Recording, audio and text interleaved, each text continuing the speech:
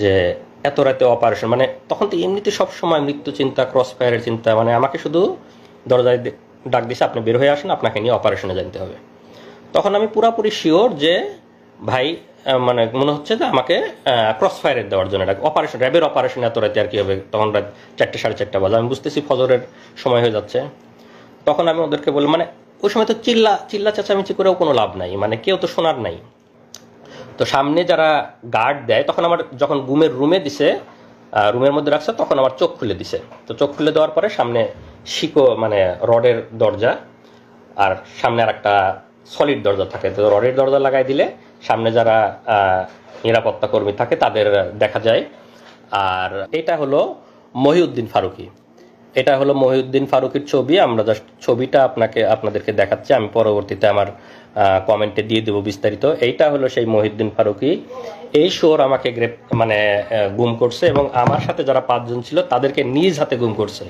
মহিউদ্দিন ফারুকী 2018 সালে RAB 2-এর company commander, পরবর্তীতে police সদর দপ্তরে সাপ্লাই শাখার এআইজি ছিল। আপনারা এর লিখে রাখবেন, এবং এর ব্যাপারে আপনারা অবশ্যই তো অ্যাকশন নেবেন যারা মানবাধিকার কর্মী এবং যারা আছেন আইন শৃঙ্খলা রক্ষাকারী বাহিনী। 21 অক্টোবর 2018 সালে আমি আমার শ্বশুর বাড়ি জামালপুরের ইসলামপুর, সেখান থেকে ট্রেনে করে ঢাকায় আসি। আমার ফ্লাইট ছিল রাত 1টায়। তো আমি ঢাকায় রাত 8টায় পৌঁছাই যাই। তা আমার সাথে যেহেতু শর্ট ট্যুরে গেছি দেশে, আমার সাথে লাগেজ তেমন বেশি ছিল না, খুব ছোট লাগেজ। তো ভাবলাম যে রাত 8টায় পৌঁছাই গেছি, আমি একটু বিশ্রাম নিয়ে রাত 10টা-11টার দিকে এয়ারপোর্টে গেলেই হবে। তো এয়ারপোর্টের পাশেই আমার একটা ছোট ভাইয়ের বাসা, তো তার ওখানে যাই, তার ওখানে গিয়ে রাতের খাবার খাই। রাতের খাবার খাওয়ার পরে কিছুক্ষণ বিশ্রাম নেওয়ার পরে তারপরে যখন 10টা 10:30 বাজে, তখন আমি সেখান থেকে রওনা দিই। তার বাসাটা একদম এয়ারপোর্ট সংলগ্ন এলাকায়, তো মাত্র 15 টাকা 20 টাকা রিক্সা ভাড়া দূরত্ব।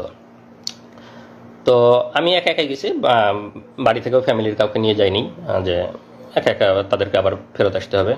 তা আমার সেই ছোট ভাই বললো যে ভাই আমি আগাই দিয়ে আসবো নাকি আপনাকে?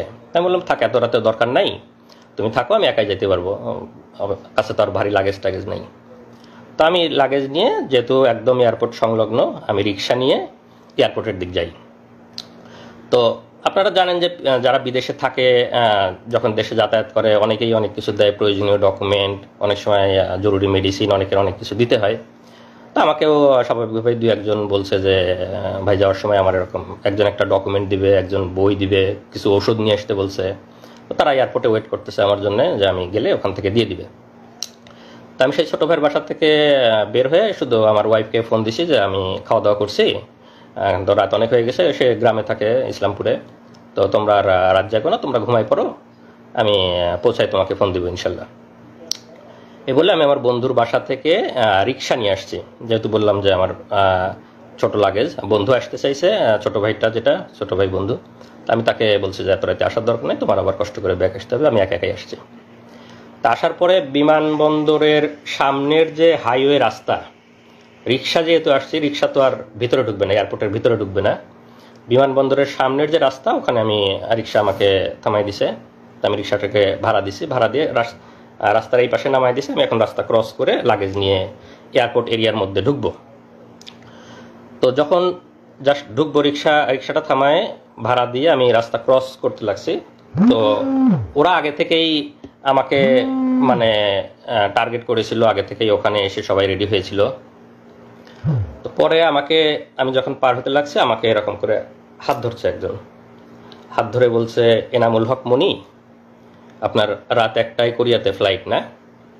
আমি তো স্বাভাবিকভাবে চিনতে পারিনি, আমি ভাবছি যে আমাকে যারা ডকুমেন্ট দিবে তাদের মনে হয় কেউ, তারা ওয়েট করতেছে আমার জন্যে। তাই আমি বলছি জি, আমি এনামুল হক মনি। তো জি বলার সাথে সাথেই একদম রাস্তার ওখানেই ওদের মাইক্রো সেট করা ছিল, মাইক্রোর একটা দরজা খোলা কার। তো কারের দরজা খোলা, আমাকে এরকম হাত ধরাই আছে, এনামুল হক মনি জিজ্ঞেস করছে, আমি যখন স্বীকার করছি, এরকম ধাক্কা দিয়ে আমাকে গাড়ির মধ্যে ফেলে দিছে।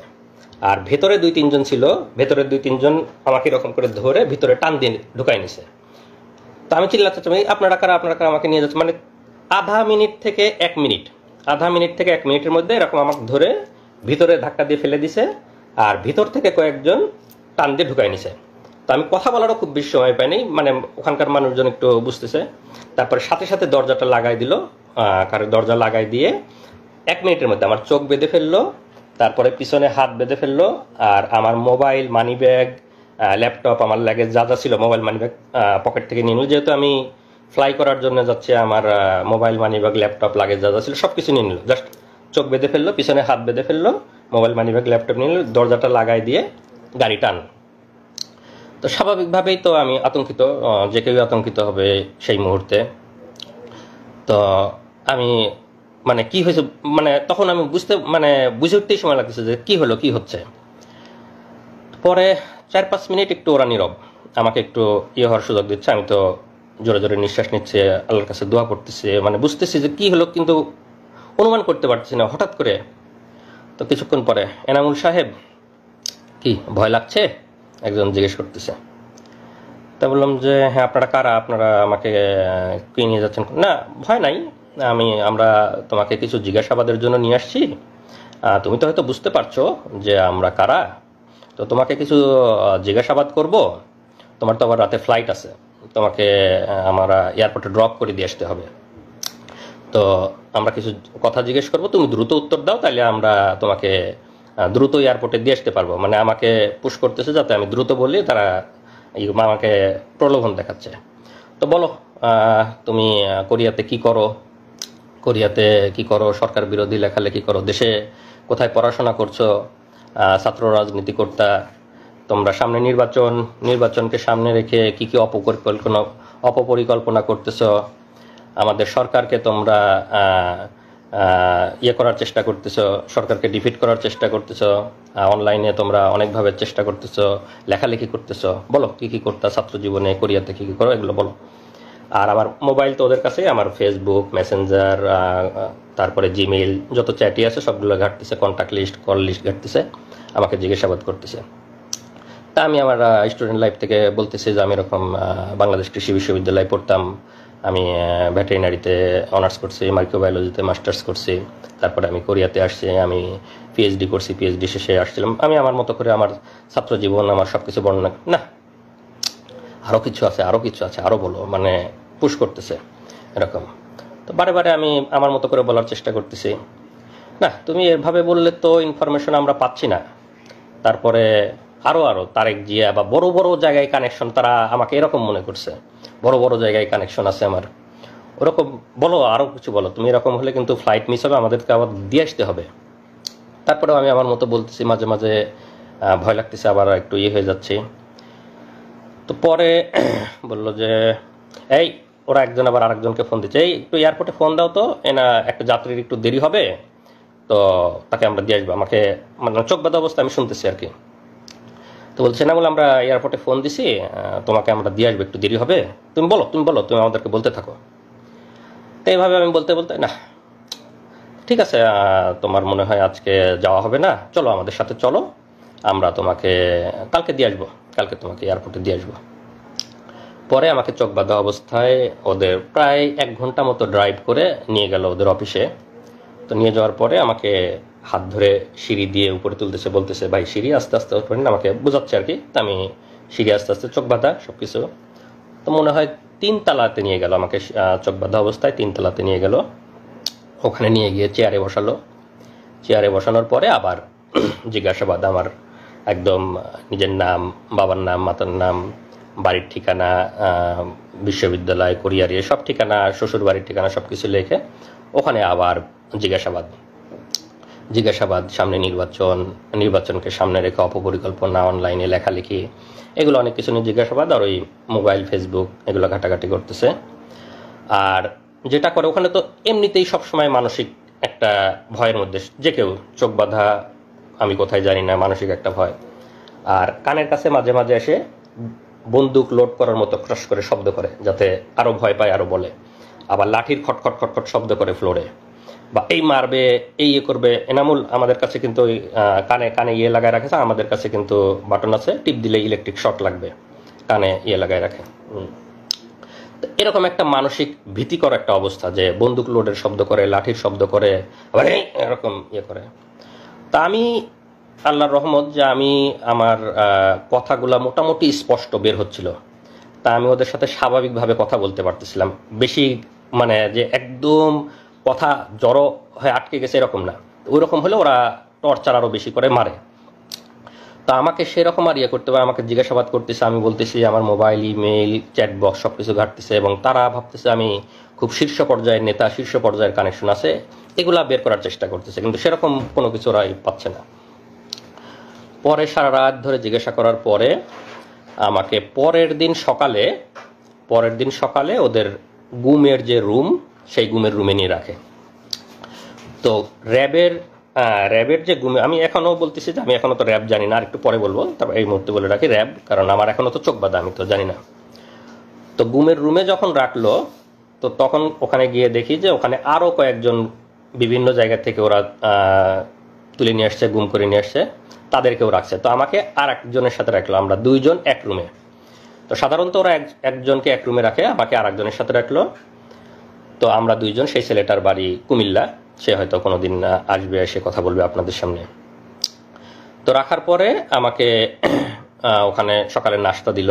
তো নাস্তা তো স্বাভাবিকভাবেই খাওয়ার কোনো অবস্থা নাই, আমি আসি ওখানে মানে একদম হতভম্ব, কি হলো, আমি গতকালকে ফ্লাইট, আমি কোরিয়াতে যাব, আমার পিএইচডি এর শেষ থিসিস জমা দিতে হবে, এরকম সব চিন্তা করতেছি, একদম হতভম্ব। তো সেই ছেলেটার সাথে কথা বলতেছি, যে ছেলেটা আমার রুমে ছিল গুম, আর পাশের দুইটা রুমে আরও দুইজন একজন, মোট 5 জন আমরা একসাথে গুম ছিলাম। তো এই অবস্থায় আমি খুবই তো চিন্তিত, আপনারা স্বাভাবিকভাবে বুঝতে পারছেন আমার মানসিক অবস্থা। আমি আমার ফ্যামিলি, আমার বউ, আমার বাচ্চা তখন 2.5 বছর বয়স, সবাইকে নিয়ে চিন্তা করতেছি। তো আমার মানে আমি কোনোভাবে মানে চেষ্টা করতেছি যে আমার ফ্যামিলিকে যদি একটু জানাইতে পারতাম যে আমি অন্তত বেঁচে আছি, বা আমি তো স্বাভাবিক যে আমি যে গতকালকে কোরিয়াতে যাই নাই, আমার ফ্যামিলি কিভাবে চিন্তা করতেছে, কান্না করতেছে, সেটা তো আমি ওখান থেকে বুঝতে পারতেছি, কিন্তু আমি তো তাদের কাছে পৌঁছাইতে পারতেছি না, কোনোভাবে জানাইতে পারতেছি না। তো সামনে যারা গার্ড দেয়, তখন আমার যখন গুমের রুমে দিছে, রুমের মধ্যে রাখছে, তখন আমার চোখ খুলে দিছে। তো চোখ খুলে দেওয়ার পরে সামনে মানে রডের দরজা, আর সামনে আর একটা সলিড দরজা থাকে। তো রডের দরজা লাগাই দিলে সামনে যারা নিরাপত্তা কর্মী থাকে তাদের দেখা যায়, আর মানে সলিড দরজাটা লাগাই দিলে দেখা যায় না। তো ওরা রডের দরজাটা লাগাই রাখছে, সামনে যারা নিরাপত্তা রক্ষী যারা হাঁটতেছে তাদেরকে দেখা যাচ্ছে। তো আমি তাদেরকে বারে বলছি, তারা বলছে ভাই কোথা থেকে আসছেন, এটা জিজ্ঞেস করে। আমি বললাম যে আমি এরকম কোরিয়াতে পিএইচডি করতাম, গতকালকে ফ্লাইট ছিল, আমাকে এয়ারপোর্ট থেকে তুলে নিয়ে আসছে এরকম। তারপরে আমার ওয়াইফের বর্ণনা, আমার ছোট ছেলের কথা শুনে ওরাও একটু মানে মন নরম হয়েছে, আরে আপনার একটা ছোট ছেলে আছে এরকম ইয়ে। তো ওরা একটু মানে ভদ্র এবং আমাদের প্রতি খুবই সহমর্মী। তারাই করে ভাই আল্লাহ করেন, কোনো কিছু হবে না। মানে অফিসারগুলা মানে টপ লেভেলের, মানে হাসিনা বাইসে সবগুলা অফিসার একদম সর্বোচ্চ লেভেলের শুয়োরগুলোকে বসাইছে, কিন্তু যারা লোয়ার লেভেলের তারা অনেক মানে সিম্প্যাথেটিক এবং অনেক সহমর্মী, তারা আমাদের বিষয়গুলো বোঝে, তারা অনেক সান্ত্বনা দিচ্ছে, ভাই আল্লাহ করেন ঠিক হয়ে যাবে ইনশাল্লাহ, কিছুই হবে না, এরকম বোঝানোর চেষ্টা। আমি ওদেরকে অনেক অনুরোধ করি, ভাই আমার ওয়াইফ ওদিকে কান্নাকাটি করতেছে, ভাই আমার ওরা মরে যাবে, আমি অনেক একটু ওদেরকে যদি জানাইতে পারতাম, ভাই আমার ওয়াইফ একটু জানান যে আমি অন্তত বেঁচে আছি, এইটুক জানান ভাই। অনেক কান্নাকাটি করতেছে, অনেক রিকোয়েস্ট করতেছে। তো কোনো না ভাই, আমার ওদের কাছে মোবাইল, ওদের ডিউটিরত অবস্থায় মোবাইল আনার অনুমতি নেই, ভাই আমাদের মোবাইল আনার কোনো অনুমতি নাই, আপনি এগুলো বলেন না। এরকম সকাল থেকে দুপুর পর্যন্ত চলে যাচ্ছে, তাও কোনো ইয়ে হয় না। আমি তো বারে চেষ্টা করতেছি ওদেরকে রিকোয়েস্ট করে, মানে যেভাবেই হোক একটু ইয়ে করার। আমার যে রুমমেট ছিল তাকে বলতেছি। পরে এক সময় একটা মানে যে গার্ড ছিল তার একটি হয়েছে, তো বলতেছে যে ভাই ঠিক আছে, আপনি কাজ করেন, আপনার নাম্বারটা আমাকে বলেন, আপনার ওয়াইফের নাম্বার, আমার তো এখন ডিউটি, আমি ডিউটি শেষ করে গিয়ে আপনার ওয়াইফকে বলার চেষ্টা করব। তো আপনি নাম্বারটা বলেন, আপনি কাউকে বলেন না, আমি আপনার ছোট ছেলে আছে, এটা শুনে আমার অনেক মায়া লাগছে, আমি আপনার ওয়াইফকে বলার চেষ্টা করি। তা আমি তাকে আমার ওয়াইফের নাম্বারটা বলি। তো সে একটু ওয়াইফের নাম্বারটা কোথাও লিখে নেয় যে আমি ডিউটি শেষ করে গিয়ে চেষ্টা করবো আপনার ওয়াইফকে। আমি অনেক কান্নাকাটি করছি, অনেক রিকোয়েস্ট করছি। তো এই পর্যায়ে আমাকে ওইখানে মানে গুমের যে রুম ওখানে রেখে দেয়, ওই অবস্থায় থাকি। আমাকে ওখানে 3 বেলা খাবার টাবার দেওয়া শুরু করে। তো ওরা খাবারটা স্বাভাবিক খাবার দেয়, ওদের যে অফিসার্স মেসে যে রান্নাগুলো হয় সেই রান্নাগুলা প্রতি বেলায় এসে আমাদেরকে খাবারগুলো দিয়ে যায়, স্বাভাবিক খাবার, ভালো খাবার, অফিসার্স মেসে যে রান্না হয় সেগুলোই দিয়ে যায়। তো সকাল দুপুর রাত ওভাবে খাবার দিতে থাকলো, আমাকে গুমের রুমে ওভাবে রেখে দিল। তো এই পর্যন্ত আমার অধ্যায়ের একটু বিরতি, এরপরে আমার আরো বর্ণনা শুরু হবে। তো এই অবস্থায় তো আমার ওয়াইফরা ওদিকে কান্নাকাটি করতেছে, ওরা ওদিকে আমাকে খোঁজাখুঁজি করতেছে, ওদের কি অবস্থা আমার ওয়াইফের কাছে আপনারা এই পর্যায়ে একটু শুনুন, তারপরে আবার আমি বলবো। আসো। আসসালামু আলাইকুম, আমি নাজনীন সুলতানা নিপা, এনামুল হক মনির ওয়াইফ। আসলে সেই দিনগুলো তো ভোলার মতো না। এখন হয়তো বর্ণনা করতে পারবো, কিন্তু সেই সময়টা কোনোভাবেই বোঝাতে পারবো না আপনাদেরকে। তো আমার হাজব্যান্ডের সাথে আমার লাস্ট কথা হলো 9:30টার দিকে, 9:23 আমার সাথে লাস্ট কথা হয়েছে। ও আমাকে বলছে যে ঘুমিয়ে পড়ো, আমি এয়ারপোর্টে কাজ শেষ করে তোমাকে কল দিব। তারপর আমি বাবুকে নিয়ে ঘুমিয়ে পড়লাম। রাত যখন 12টা বাজে আমার হুট করে ঘুম ভেঙে গেল। আসলে কেউ জার্নি করলে, পরিবারের কেউ জার্নি করলে তো ওরকম গভীর ঘুম হয় না। তো 12টার সময় আমার ঘুম ভেঙে গেল। আমি তখন মোবাইলটা নিয়ে তাকে কল দিলাম। তো তার মোবাইলে রিং হচ্ছে, কিন্তু কল রিসিভ করছে না। আবার আমি মেসেজ দিয়েছি যে ফ্রি হলে আমাকে কল দিও। তখন 12টা বাজে, তার ফ্লাইট ছিল 1:05-এ। তো আমি যখন মেসেজ দিচ্ছি, মেসেজ সিন হচ্ছে, কল রিং হচ্ছে, কিন্তু কলও ধরছে না, মেসেজের রিপ্লাইও দিচ্ছে না। তখন আমার কাছে খুব ইয়ে লাগলো যে মনে হয় ব্যস্ত আছে, হয়তো এয়ারপোর্টের কোনো ঝামেলা বা বিজি আছে এরকম। আমি অপেক্ষা করছি তারপর ওখান থেকে মেসেজ বা কল আসবে, কিন্তু আসছে না। তো যখন রাত 1টা পার হয়ে যাচ্ছে, তখন আমার ভেতরে কি ব্যাপার, কেন এরকম হচ্ছে, ও তো আমাকে জানানোর কথা। তো তখন আমার মনে হলো যে হয়তো মোবাইল হারিয়ে ফেলছে বা মোবাইল বা ল্যাপটপ হারিয়ে ফেলছে। কিন্তু আমার বারবার খালি একা একা, আমি কিন্তু রাতে আমার বাবুর সাথে একা ঘুমিয়েছি, আমার বাবা মা অন্য রুমে। তাই মধ্যরাতে তো আমি কাউকে কিছু বলতে পারছি না। তখন আমি খালি বারবার আল্লাহ আল্লাহ করছি যে আল্লাহ কি হলো, যদি মোবাইল হারিয়ে যায় তাহলে তো এয়ারপোর্ট থেকে অন্য কারো ফোন থেকে আমাকে একবার জানাবে সে। এটা আমি শিওর যে সে আমাকে জানাবে, কারণ আমি টেনশন করব। কিন্তু না, আমি অপেক্ষা করছি। রাত 1টা 2টা বেজে যাচ্ছে, কোনো মেসেজ নেই, কল নেই।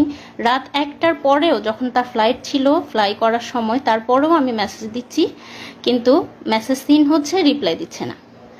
হ্যাঁ, তো আমার কাছে তখন থেকেই আমার খুব অস্থির লাগতেছে যে কিছু একটা হয়েছে, আমি শিওর। হয়তো মোবাইল হারাইছে বা কিডন্যাপ কিছু একটা হয়েছে। আমাদের বাংলাদেশে তো এসব খুব কমন। তারপরে সারা রাত কেটে গেল ওইভাবে। আমি ফজরের নামাজ পড়ে যে ভাইয়ের বাসায় গিয়েছিল, ছোট ভাইয়ের বাসায়, তাকে কল দিলাম, দিয়ে বললাম যে ভাইয়া, আমি তো ওর সাথে যোগাযোগ করতে পারছি না, আপনার সাথে লাস্ট কি কথা হয়েছে বা আপনি কি যোগাযোগ করেছিলেন তার সাথে? তখন সেই ভাই বলল যে না আপু, আমি তো ভাইকে রিক্সায় উঠাই দিছি, আমি তার সাথে যেতে চাইছিলাম, কিন্তু ভাই আমাকে না করলো। তো আমিও রাত্রিবেলা ফোন দিছি কয়েকবার, কিন্তু কথা হয় নাই। তারপরে তার কাছ থেকে শুনে আমার আরো ভয় লাগা শুরু হয়ে গেল। তখন আমি আমার যা, বাংলাদেশ কৃষি বিশ্ববিদ্যালয়ের প্রফেসর ডক্টর মার্জিয়া রহমান, তাকে কল দিলাম, ভাবিকে কল দিয়ে বললাম যে ভাবি, এরকম রাতে কোনো যোগাযোগ হয়নি, সকালবেলাও কোনো পাচ্ছি না। তো সকালবেলা আর ভাবি প্রথমে বলতেছে আমাকে যে ও তো খুব মন ভোলা, মনে হয় ফোন টোন হারিয়ে গেছে, তুমি চিন্তা করো না, ও ল্যান্ড করে কল দিবে ইনশাল্লাহ। তো তারপরেও আমার মনের মধ্যে তো ধুকপুকুনি যায় না। আমি সেই ভাইয়ের বাসা যেহেতু এয়ারপোর্টের একদম সামনে, আমি ওনাকে রিকোয়েস্ট করলাম যে ভাই, আপনি একটু এয়ারপোর্টে যেয়ে, এই আমার হাজব্যান্ডের পাসপোর্টের ছবি ছিল আমার কাছে, যেহেতু আমিও কোরিয়াতে যাওয়া আসা করতাম, তো তার ডকুমেন্ট আমার কাছে ছিল। তখন আমি ওই ভাইকে তার পাসপোর্টের ছবি দিলাম যে এই নাম্বারের পাসপোর্ট হোল্ডার ঢুকেছে কিনা এয়ারপোর্টে, একটু খোঁজ নেবেন। তো সেই ভাই তখন সকাল 7টার সময় এয়ারপোর্টে যায়, সেই নাম্বার দিয়ে খোঁজ নেয়, এবং তারা বলে যে না, এই লোক এয়ারপোর্টে ঢোকে নাই। তখন সকাল 7টা বাজে। তখন হলো আমি আমার ভাবিকে আবার কল দিয়ে বললাম, ভাবি এই অবস্থা, ও তো এয়ারপোর্টে ঢোকে নাই, আমি এরকম নিউজ পেলাম। তখন ভাবি বললো ঠিক আছে, তুমি ছবিটা পাঠাও পাসপোর্টের, আমিও খোঁজ নিচ্ছি, আমার অনেক স্টুডেন্ট আছে ওখানে। তারপর ভাবিও খোঁজ নিল এবং ভাবিও সেম উত্তর পেল। তারপর সবার টেনশন শুরু হয়ে গেল, তাহলে কোথায় গেল, কি হলো? তখন ভাইয়া ভাবি আমি প্রথম জানাইছি আমাদের পরিবারে, আমার ভাসুর এবং যাকে, বাকিরা তো টেনশন করবে। তখন ভাইয়া ভাবি তাদের মতো করে খোঁজ নিতে লাগলো, এবং এরপরেও কোনো খোঁজ নাই। এদিকে আমি বারবার শুধু ফোন টিপতেছি, আমার বাচ্চা খাচ্ছে না, আমার স্কুলে যাওয়ার সময় হয়েছে, আমি কোনো টাইম কয়টা বাজে আমি কিছুই জানি না। আমার মা হঠাৎ করে এসে বলতেছে স্কুলে যাবে না, এখনো তো খাইলে না, কখন যাবা? তখন আমি ঘড়ি দেখি যে 9:30 বাজে। ঠিক আছে, তো পরে আমি তখন প্রথম আমার মাকে বললাম যে আমি তো সাফওয়ানের আব্বুর সাথে কোনো যোগাযোগ করতে পারছি না। আমি প্রাইমারি স্কুলে জব করতাম, আমার নিজের স্কুল, আমার এলাকার। তো তখন আমার আম্মা শুনে তো মানে তখনই চিৎকার করে একদম কান্নাকাটি শুরু করে দিছে। এবং আস্তে আস্তে আমার অন্যান্য ভাসুর, আমার ভাইয়েরা যারা ঢাকায় থাকে, আমার কাজিনরা এবং আমার হাজবেন্ডের যে ফ্রেন্ডগুলোর সাথে আমার মানে যোগাযোগ করা, কি 2-1 জনের সাথে যোগাযোগ করলাম, সবাইকে তখন জানালাম যে তাকে খুঁজে পাওয়া যাচ্ছে না, তার সাথে কোনো যোগাযোগ হচ্ছে না। এবং কোরিয়াতে যারা যে ইউনিভার্সিটিতে উনি পিএইচডি করেছেন তাদেরকেও জানালাম। তখন তারাও এদিকে খোঁজ নিল। আমার হাজবেন্ডের কোরিয়াতে ল্যান্ড করার কথা ছিল সকাল 11টায়, মানে কোরিয়ান টাইম 11টায়, বাংলাদেশ টাইম হচ্ছে সকাল 8টায়। তো আমি যখন সকাল 8টা পার হয়ে গেল, তো সে ল্যান্ড করে নাই, এই খোঁজ পেলাম। এদিক কোরিয়া থেকেও মানে এয়ারপোর্টে খোঁজ নিচ্ছে তারা যে এরকম পাসপোর্ট হোল্ডার কেউ ল্যান্ড করছে কিনা, না তারাও মানে নেগেটিভ আনসার পারলো। এবং তারপর থেকে আমরা পুরোপুরি ধরে নিলাম সে মিসিং হয়েছে, কোনোভাবে কিডন্যাপ অথবা মলম পার্টি এই টাইপের কিছু একটা হবে। আমরা কখনোই কল্পনা করি নাই যে এটা রাজনৈতিক কিছু বা মামলা মোকদ্দমা মানে এই টাইপের কিছু হবে, গুম টাইপের, আমরা কখনোই ভাবিনি। তারপরে সকাল তো পার হয়ে দুপুর হয়ে গেল। আমার ভাসুর ময়মনসিংহ থেকে, আমার ভাসুর প্রফেসর মাহমুদুল আলম, তিনি হচ্ছে ঢাকায় গেলেন। আমার কাজিনরা, তার ফ্রেন্ডরা সবাই যে যার মতো করে হসপিটালে, থানা, রেলওয়ে স্টেশনে, যেখানে যেখানে খোঁজা দরকার, এয়ারপোর্টের সামনে প্রত্যেকটা দোকানে দোকানে জিজ্ঞেস করেছে, ছবি দেখিয়ে জিজ্ঞেস করেছে যে এনাকে দেখছে কিনা। মানে তখন আমাদের অবস্থা এমন যে কোনো একটা অ্যাক্সিডেন্ট হয়েছে বা কিডন্যাপ কিছু একটা হয়েছে, এরকম কোনো ধরনের ক্লু, কোনো মেসেজ, কোনো কল কিছুই পাইনি আমরা। তারপর সারাটা দিন এভাবে চলে গেল এবং বারবার টিভিতে নিউজ মানে দেখতেছি যে কোনো অজ্ঞাত লাশের খবর আসতেছে কিনা, এই টাইপের মনের মধ্যে কত চিন্তা আসতেছে বলার মতো না।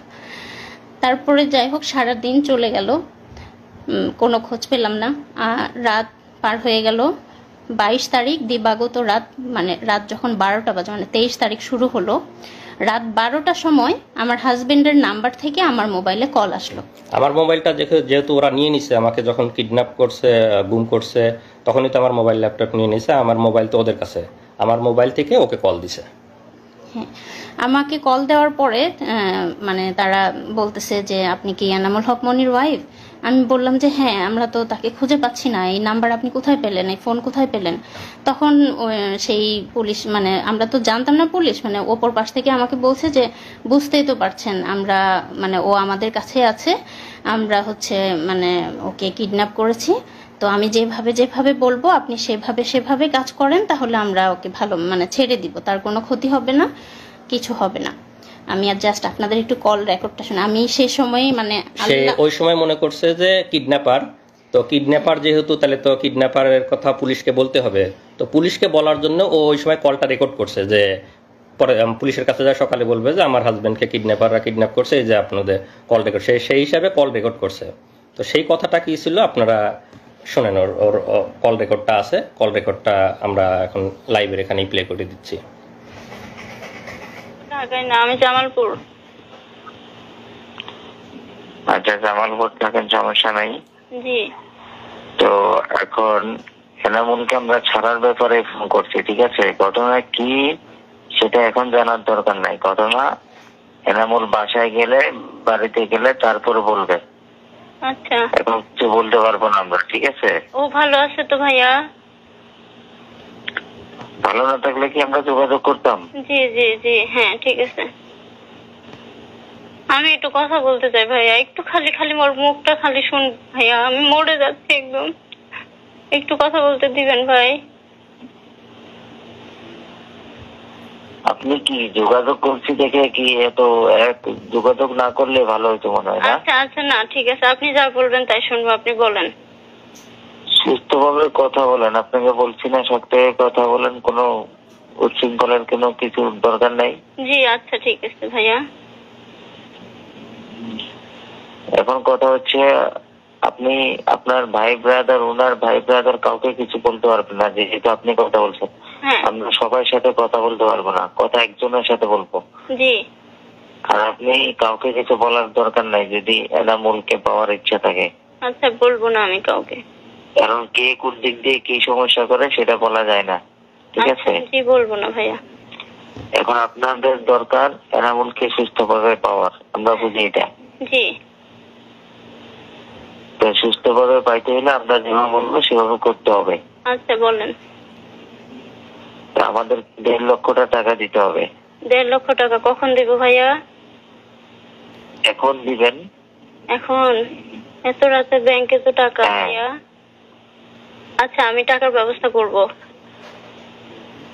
হ্যাঁ, আমি টাকা ব্যাংকে? জি, ব্যাংকে। আমি তো কেন, কোন দোকানদার পরিচিত নাই? এই যে মোবাইলের অ্যাকাউন্টের দোকানদার আছে, জি, ওই জন্য কেউ পরিচিত নাই? খোঁজ নিলে পরিচিত মানে হয়তো পাবো, কিন্তু আমি তো মেয়ে মানুষ, এটা তো আমার মানে একজনকে হলেও জানাতে হবে ভাই। না, আপনাকে কেউ যদি বিদেশ থেকে টাকা পয়সা পাঠায় তো কিভাবে তোলেন? মোবাইল অ্যাকাউন্টে তোলেন না? বিদেশ থেকে তো পাঠায় না, আমার হাজবেন্ড তো মানে আমি তো প্রাইমারি স্কুলে চাকরি করি, আমার টাকা দিয়ে আমি তুলি, বুঝছেন? টাকা পাঠায়। তারপরে তো এটা এখন তো আর আগের মতো দুনিয়াদারি নাই, ঠিক আছে? জি, আমি যেভাবে হোক পাঠাই দিব ভাই, এখনই আজকেই পাঠাই দিব ইনশাল্লাহ। আপনি দেখেন, চেষ্টা করেন, যদি পাঠাতে পারেন আমরা রাতের মধ্যে ছেড়ে দিব। আচ্ছা। আর যদি আপনার কথা হলো আপনার যত দেরি হবে আমাদেরও দেরি হবে। না, আমরা পাঠাই দিব ভাই রাতের মধ্যে। আর যদি কাউকে কিছু বলেন, কারোর সাথে পরামর্শ করেন, সবাই কিন্তু পরামর্শ নেগেটিভ দিবে, কেউ কিন্তু না। আমি একজনকে জানাই, আমার একটা ভাই আছে, আমি আমার ভাই ইসলামপুরে থাকে, আপনি কথা বলছেন মনে হয় তার সাথে, আমি ওনাকে জানাই, উনি টাকার ব্যবস্থা করে দিবে। ওনার পরিচিত বিকাশের লোক আছে। ইসলামপুরে কে থাকে? আমার বড় বোনের জামাই, আমার বলেন, ওনাকে বলেন না হয় আমার রবি নাম্বারে ফোন করতে। আচ্ছা। অথবা আপনি ওনার সাথে কথা বলে আমাকে ফোন করেন, রবি নাম্বারে করেন, ওর মোবাইল এখন বন্ধ করে দিব। আচ্ছা, ঠিক আছে। ওর মোবাইল সহ একেবারে ওকে গাড়িতে তোলার পরে ওকে মোবাইল দেওয়া হবে। আচ্ছা ভাইয়া, আমরা টাকা পাঠিয়ে দেবো, কোনো সমস্যা নাই। হ্যাঁ, টাকা পাঠিয়ে। ভাই আমরা যেটা চাইতেছি সেটা দিলে আর আপনাদের সাথে কোনো বেইমানি কেন করবো? কোনো দরকার আছে? জি জি ভাইয়া, আমি পাঠিয়ে দেবো টাকা, রাতেই পাঠাবো। ঠিক আছে, জি রাখেন। আপনি আপনার লোককে বলেন বা আপনি কথা বলেন, ওই রবি নাম্বার ফোন দেন, আপনি আপনার লোকের সাথে কথা বলেন। আচ্ছা আচ্ছা, ঠিক আছে। ঠিক আছে, আচ্ছা।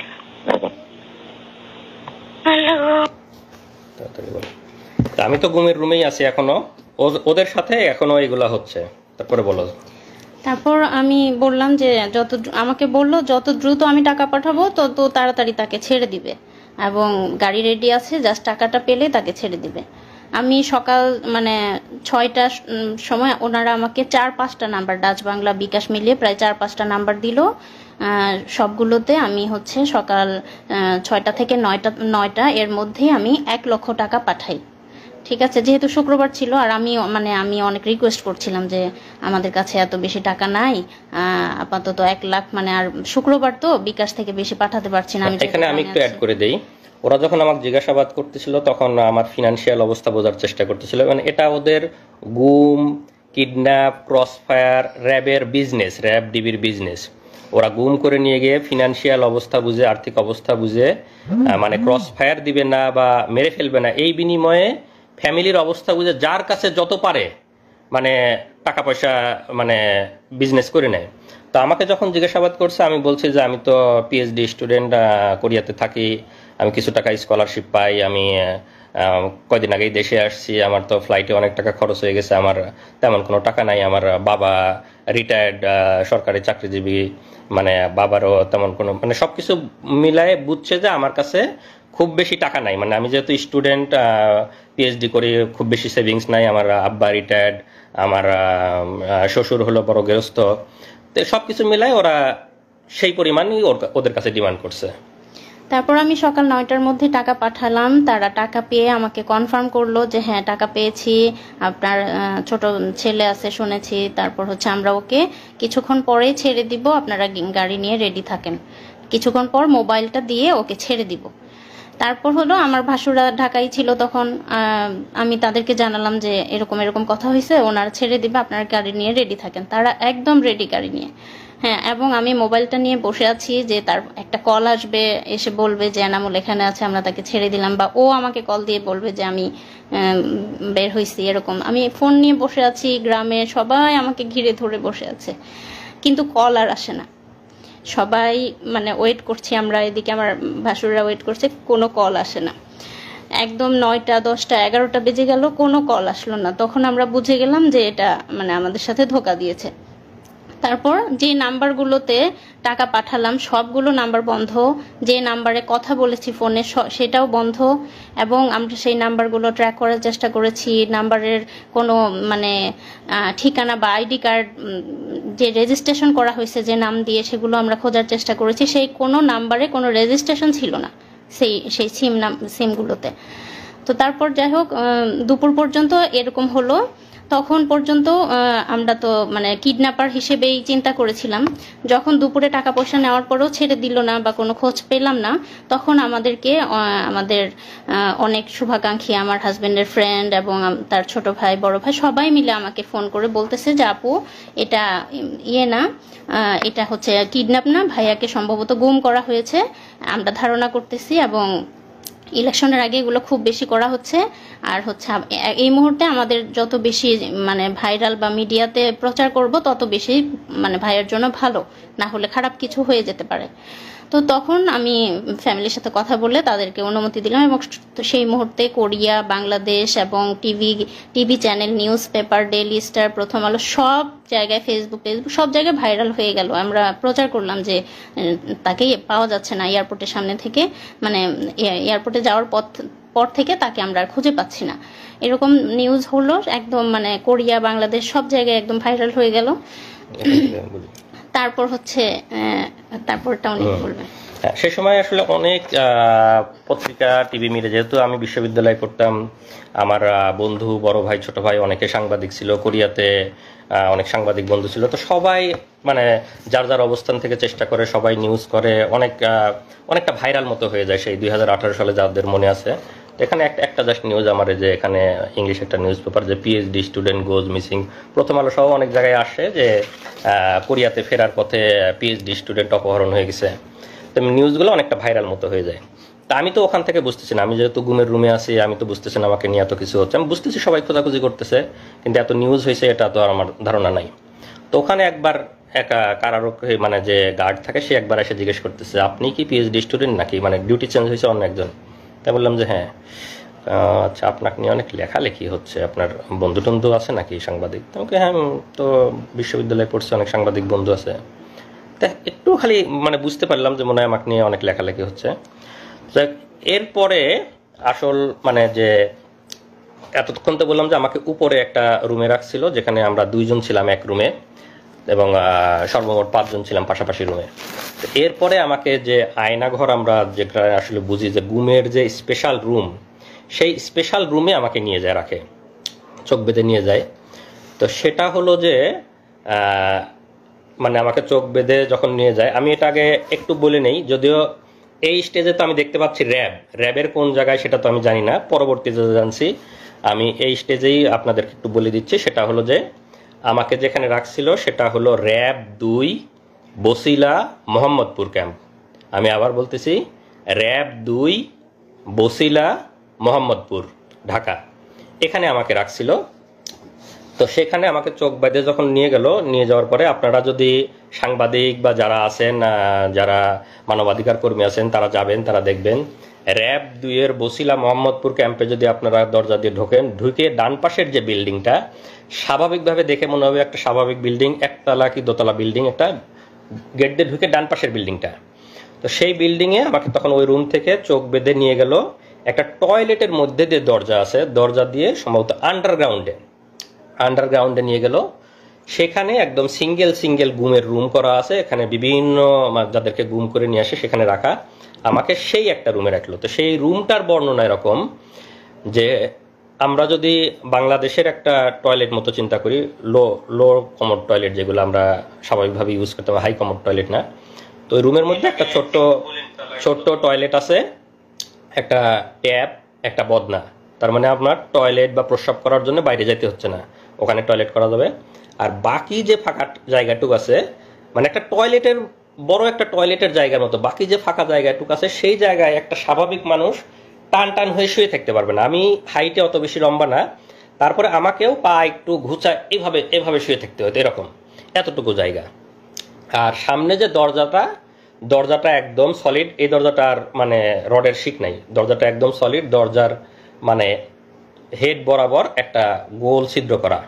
তো সামনে যারা মানে গার্ড থাকে, তো কাউকে বলার দরকার হলে ওই ছিদ্রর ওইটা সরায় ওদেরকে ডাক দিলে তখন ওরা কোনো কথা বলা বা কোনো জরুরি কিছু দরকার হলে ওরা, বা খাবার দেওয়ার দরকার হলেও ওদিক দিয়ে এসে কথা বলে তারপরে খাবার দেয়। তো ওইটা হলো একদম স্পেশাল রুম, ঘুমের যে একদম মানে ভাষায় বর্ণনা, আপনারা আয়নাঘরের অনেক ছবি হয়তো ইয়েতে নেত্র নিউজে বা বিভিন্ন জায়গায় দেখছেন, আগামীতে আরও আসবে, আপনারা হয়তো ভিডিও দেখতে পারবেন, সাংবাদিক মানবাধিকার কর্মীরা যাবেন, সেগুলো ভিডিও করে নিয়ে আসবেন। তো একদম যেটা বর্ণনা দিলাম, একটা ছোট টয়লেট এবং বাকি যে ফাঁকা জায়গাটুক থাকে, কষ্টে মষ্টে পা ভাঁজ করে একজন মানুষ শুয়ে থাকতে পারে।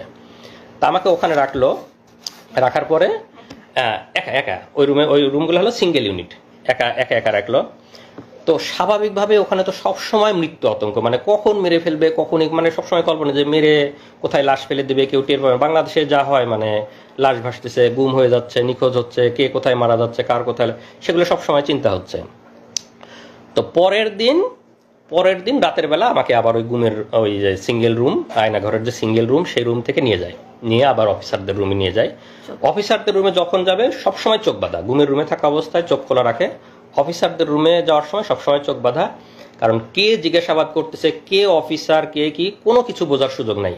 তারা বাংলাদেশি না ভিনদেশি তাও বোঝার সুযোগ নাই। এবং আমার কাছে যথেষ্ট সন্দেহ হয়েছে যে তাদের মধ্যে কিছু ভারতীয় মানে বা এদের থাকতে পারে, এবং এদের জিজ্ঞাসাবাদ, এদের টেকনোলজি, মোবাইল সার্চিং, এগুলো এত ইন্টেলেকচুয়াল, এত দক্ষ, আমার কাছে মনে হয় না যে বাংলাদেশিরা এত দক্ষ হতে পারে। তাদের মধ্যে দুই একজন মানে ভারতীয় রয়ের গুপ্তচর থাকা অসম্ভব কিছু না, আমার কাছে মনে হয়েছে। হ্যাঁ, বা এবং ভাষাটাও সবসময় একদম পিওর বাংলা মনে হয় নাই, কয়েকজন কথা বলতেছিল। যাই যেটা বললাম যে মানে অফিসারদেরকে আমরা যেহেতু দেখতে পাচ্ছি না, তাদের বর্ণনা দেওয়ার তো সুযোগ নেই এই স্টেজে। তো সেখানে রাতভর আবার আমাকে জিজ্ঞাসাবাদ করে, এবং সেদিন মানে ফিজিক্যাল টর্চার করে নাই, ভয়াবহ মানসিক টর্চার করছে। যেটা বললাম যে বন্দুকের গুলির শব্দ, লাঠির শব্দ, মানে কানে ইলেকট্রিক শক দেওয়ার মতো শব্দ, ভয়াবহ মানসিক টর্চার করে। এবং আমাকে প্রায় হয়তো আনুমানিক রাত 12টার দিকে আবার এনে গুমের রুমে রেখে দেয়। তো সেই দিন আমি মানে মোটামুটি এমনিতে অনেক আতঙ্ক ভয়, সেদিন মনে হলো যে আজকে মনে হয় খারাপ কিছু করতে পারে। ওদের জিজ্ঞাসাবাদের ধরন বা সব কিছু মিলায় খুব মানে ভীতিকর একটা অবস্থা। তো এসে কোনো মতো শুয়ে আছে, ঘুমাই না, ঘুম তো আসার কোনো সুযোগই নাই ওখানে। তো যে অবস্থা, হয়তো ক্লান্ত হয়ে গেলে চোখটা একটু বুঝে আসে।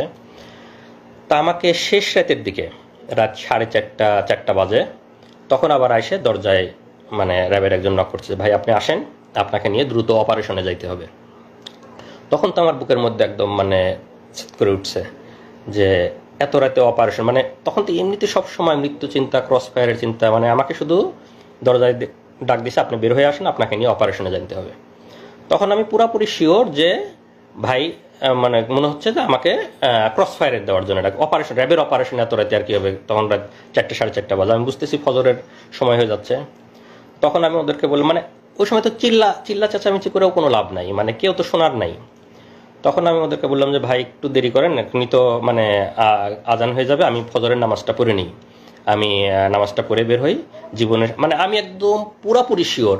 আমি এখন হয়তো বলতে বলতে আমাদের অশ্রু শুকাই গেছে, মানে প্রথম যখন বলতাম আমি কান্নাকাটি করতাম আমার ওয়াইফের কাছে, সবার কাছে যখন বর্ণনা করছি, এখন বলতে বলতে মানে আমার অশ্রু শুকাই গেছে, হয়তো বা সেই এক্সপ্রেশনটা আসতেছে না যে মানে প্রথম দিকের আমার কি অবস্থা ছিল। আমি শতভাগ শিওর যে আমাকে ক্রস ফায়ারের জন্য নিয়ে যাচ্ছে, শুধু বলছে যে আপনি বের হন, আপনাকে নিয়ে অপারেশনে যেতে হবে। তা আমি ওদেরকে বললাম যে ভাই আমাকে একটু সময় দেন, আমি নামাজটা পড়ে বের হই, জীবনের শেষ নামাজ আমি পড়ে বের হই। আমি একদম মানে চিল্লা চেঁচামেচি করতেছি, চিল্লা চেঁচামেচি করে তো কেউ শোনার নাই। তো পরে আমি সুন্দর করে অজু করছি, অজু করে যখন টয়লেটে নিয়ে গেছে, ওরা চোখ বেঁধে হাত ধরে ধরে নিয়ে যায়।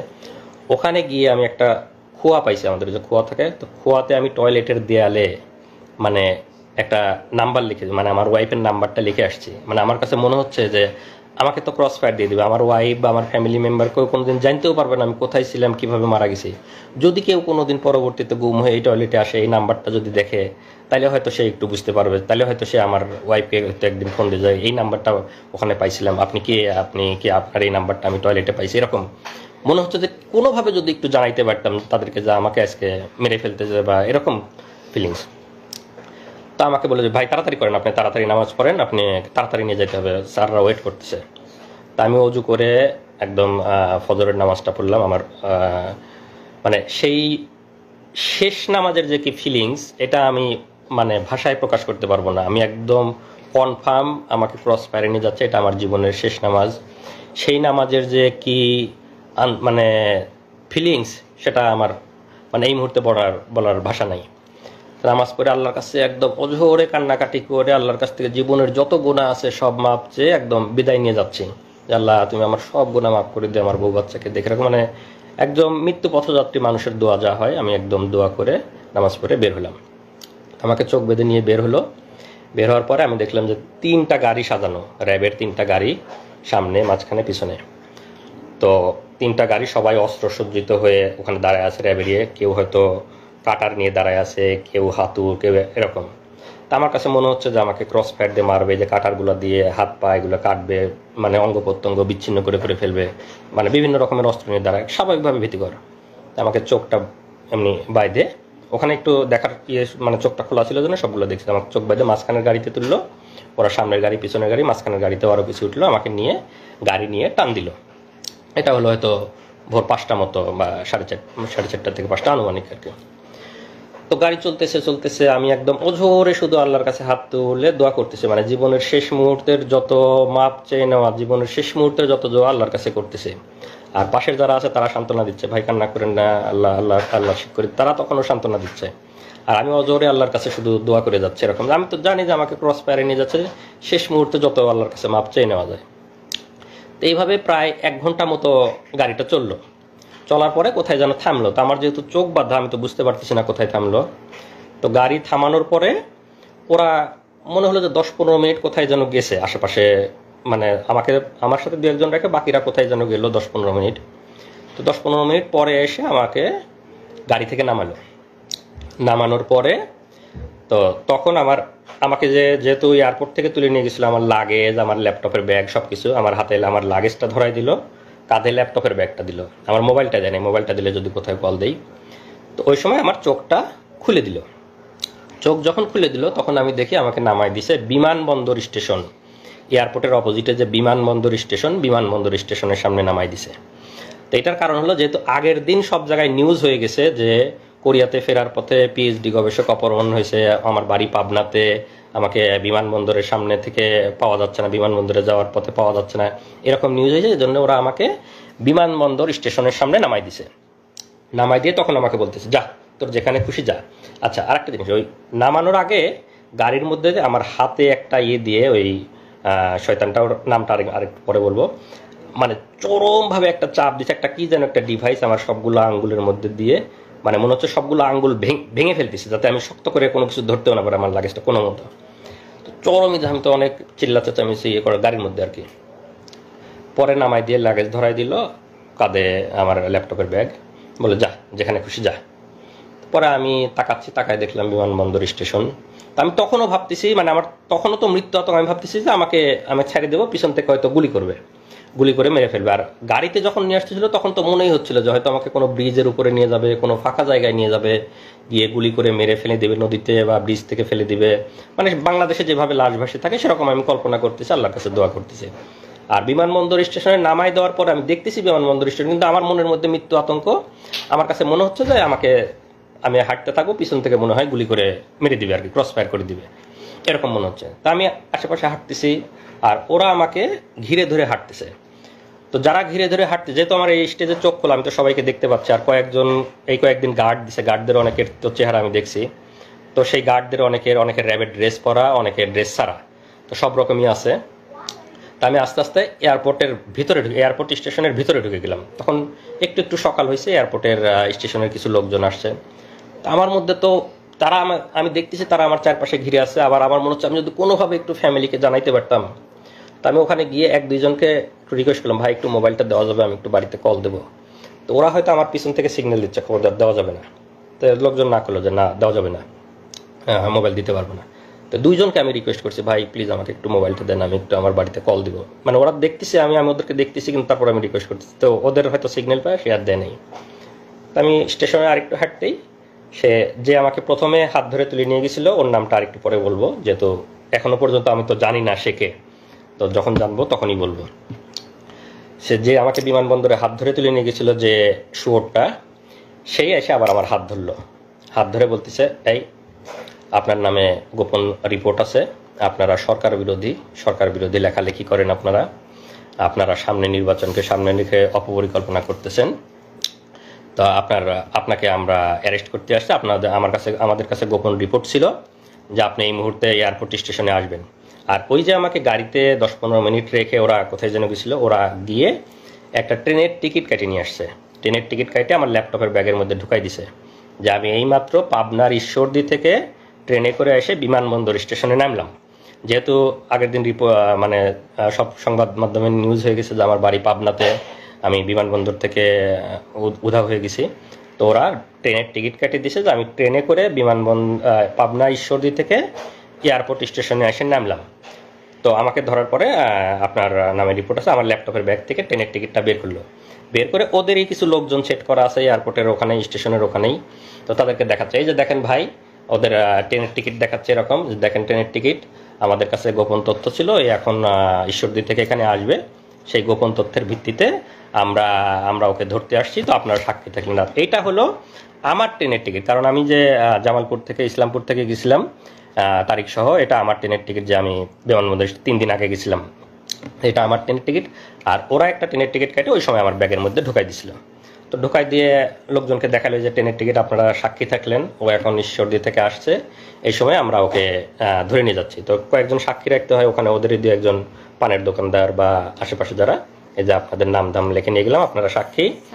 হ্যাঁ, সাবিনা কনফেকশনারি, বিমানবন্দর স্টেশনে একটা সাবিনা এখনো আছে কিনা জানি না।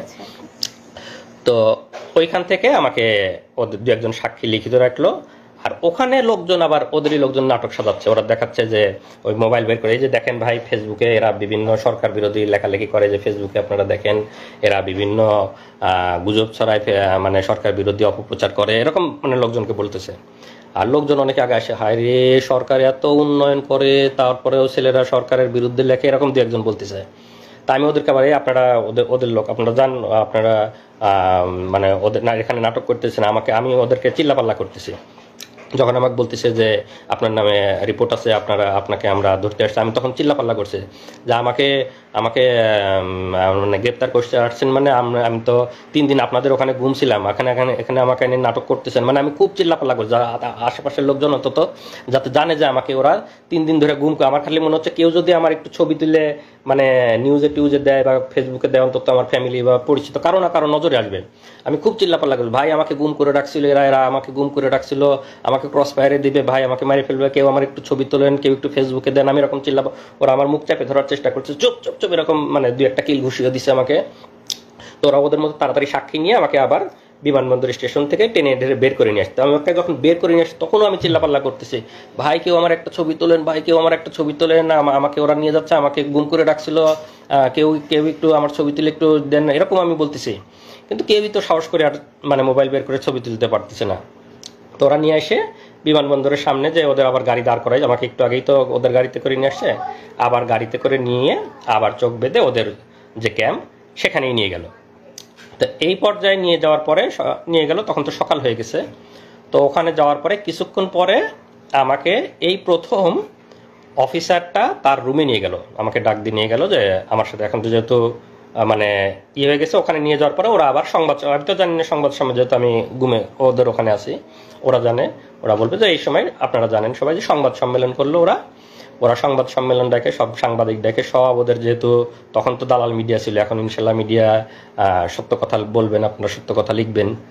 তো মিডিয়াতে প্রচার করলো যে সেই কথিত পিএইচডি গবেষক, সে আসলে কোরিয়াতে কোনো পিএইচডি করতো না, তারা সরকার বিরোধী অপপ্রচার করত, সরকার বিরোধী লেখালেখি করত, সে গোপনে আজকে কোরিয়াতে পালায় যেতে লাগছিল। আমরা গোপন তথ্যের ভিত্তিতে বিমানবন্দর স্টেশন থেকে তাকে গ্রেপ্তার করে নিয়ে আসছি। তো এরকম সরকার মানে তাদের মতো করে সাজায় তারা সংবাদ সম্মেলন করে বিভিন্ন মিডিয়াতে দিয়ে দিল।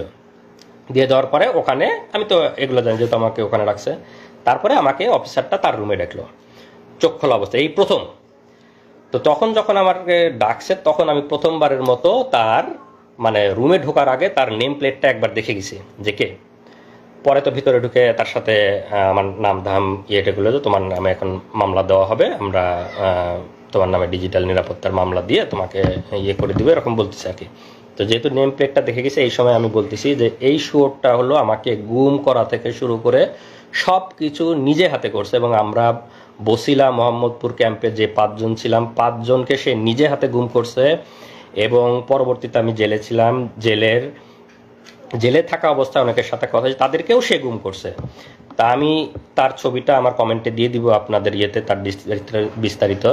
তার নাম হলো মহিউদ্দিন ফারুকি। মহিউদ্দিন ফারুকি 2018 সালে র‍্যাব 2 বসিলা মোহাম্মদপুরে সে ছিল কোম্পানি কমান্ডার। পরবর্তীতে সে ওখান থেকে চলে যায় হলো পুলিশ সদর দপ্তরের সাপ্লাই শাখার এআইজি ছিল। এতটুকু পর্যন্ত তার ইনফরমেশন আমি জানি।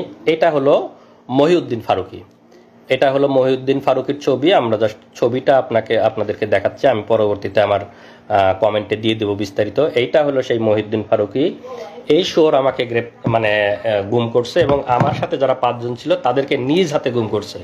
মহিউদ্দিন ফারুকি 2018 সালে র‍্যাব 2 এর কোম্পানি কমান্ডার, পরবর্তীতে পুলিশ সদর দপ্তরের সাপ্লাই শাখার এআইজি ছিল। আপনারা এর লিখে রাখবেন, এবং এর ব্যাপারে আপনারা অবশ্যই তো অ্যাকশন নেবেন যারা মানবাধিকার কর্মী এবং যারা আছেন আইন শৃঙ্খলা রক্ষাকারী বাহিনী। তো আমাকে ওই সময় একবার জিজ্ঞাসাবাদ যেহেতু করে, আমি ওর নেম প্লেটে দেখে গেছি। তো পরবর্তীতে ওখান থেকে আমাকে ওখানেই রেখে দেয়, এদিকে সংবাদ সম্মেলন এটিয়ে করে আর কি।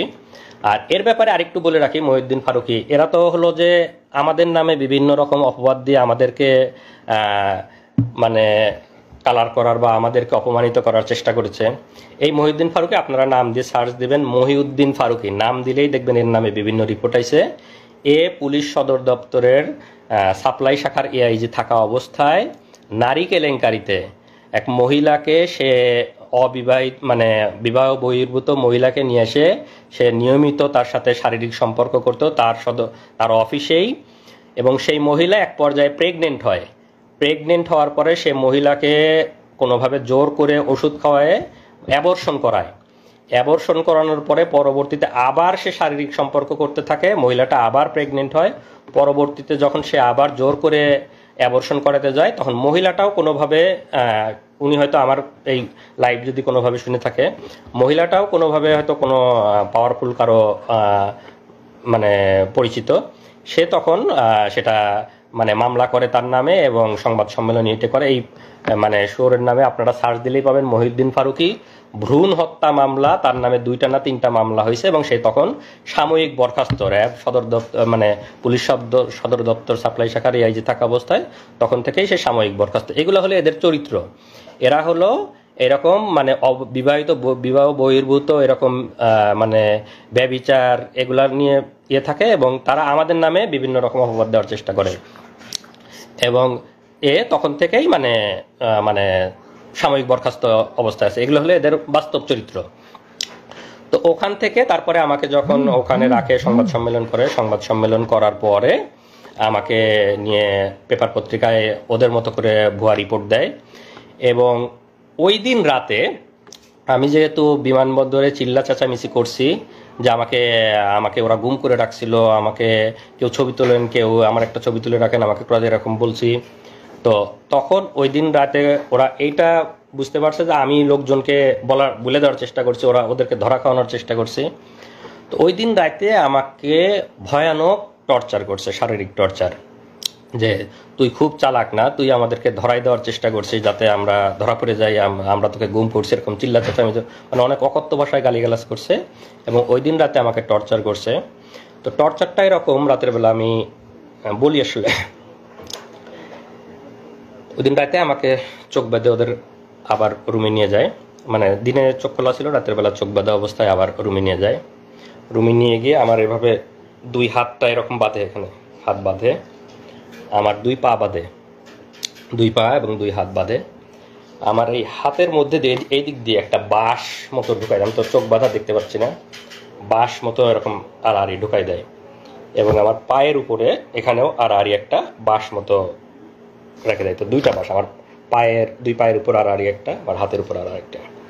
আর এই 2 বাঁশের উপরে, মানে এই বাঁশের উপরে 2-4 জন, ওই বাঁশের উপরে 2-4 জন এরকম দাঁড়ায়, মানে রুটি বলার মতো, যেরকম মানে আমরা যেরকম বেলন দিয়ে রুটি বলি এইরকম একদম চাপ দিয়ে এরকম বলতেছে। আমি তো চিল্লাই করছি। যখন চিল্লাচ্ছি তখন আমার মুখের মধ্যে গামছা গুঁজে দিছে, যাতে মানে চিৎকার বাইরে না যায়। আমার মুখের মধ্যে চিল্লাচ্ছি। পরে